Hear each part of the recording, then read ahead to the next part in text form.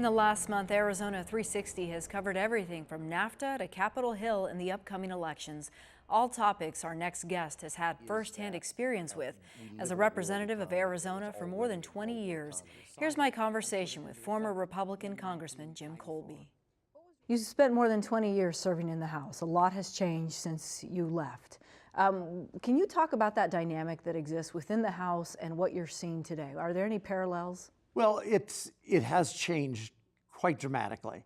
Some of it was happening before I left Congress. You could begin to see some of the greater polarization that was taking place between the political parties, but it's accelerated tremendously. There used to be much more working across the aisle than there is today. There's still quite a bit of that goes on behind the scenes, but out in public, it's much more polarized. And I think there's several reasons for that.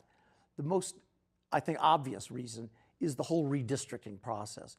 Redistricting has become so sophisticated that it's possible to draw districts that are overwhelmingly Republican or overwhelmingly Democrat, which means that members, people who are running for the congressional seats, aren't worried about what's going to happen to them in the general election, the fall election, where they may face somebody from the other party. They're only interested in what happens in the primary, and they have to cover their flank. So if they're Republicans, they have to kind of edge over towards the right. If they're Democrats, they edge over towards the left. And that just moves the political parties further away on the spectrum on either side. And I think that's had a tremendous effect on it and making it much more difficult for members to work together. A second thing is the rise of social media. Sure. No question about that. The social media, which is hardly a good way to do public policy in 140 characters. It has really contributed, I think, to the talk that we have and the fact that it's not very constructive. A third is certainly the fundraising, the amount of time that members have to spend doing fundraising, which is much greater than it used to be.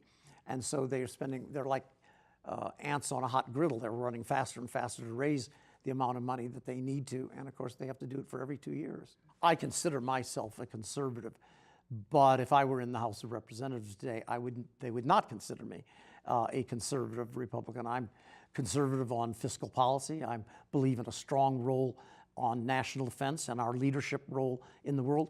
And I'm for a free and open market and economy. Those seem to be things that the Republican Party has kind of turned away from in the last few years. And I'm hoping that we're going to come back and find our way again on those. One of the former congressman's most notable achievements in office, helping to negotiate NAFTA more than 24 years ago. The deal between the U.S., Mexico, and Canada came together under Presidents George H.W. Bush.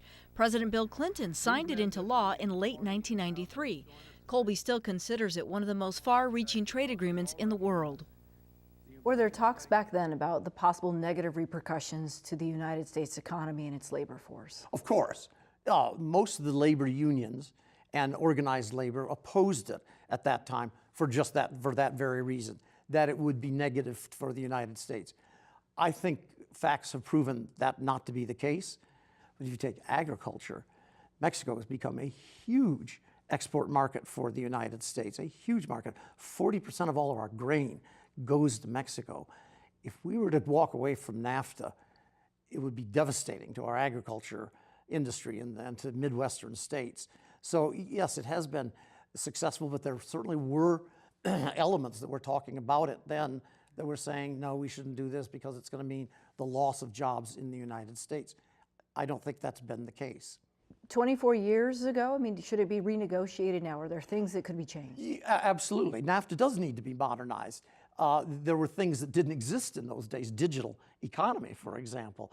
The irony is that the Trans-Pacific Partnership, the one that was just negotiated last year and finished just before the election, but not signed, and which President Trump negated on the first day, his second day in office, did exactly that. It brought all of those things in to now a 12-nation membership that included not only Canada and Mexico, but Asian countries and some South American countries. So it modernized all of those things. It did those things.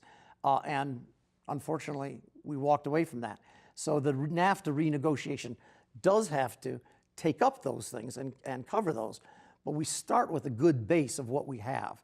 and we shouldn't throw that away. The former congressman served Arizona's 8th congressional district from 1985 to 2007 before it was divided further to create CD2. We asked Kolbe what makes the district unique. It's a different district than most of the others in Arizona, in that it is truly a competitive district. It's one of the few districts in the country that are actually competitive. I think the rate that they give, I forget which organization it is, lists only about 40 truly competitive districts out of 435 districts in the United States that are truly competitive. This is one of them. It can go Republican, as it has. It can go Democrat, as it has, and back to Republican. So it's a very competitive district, which I think means that the candidates have to kind of move a bit towards the center in order to appeal to the people that they're asking to vote for them.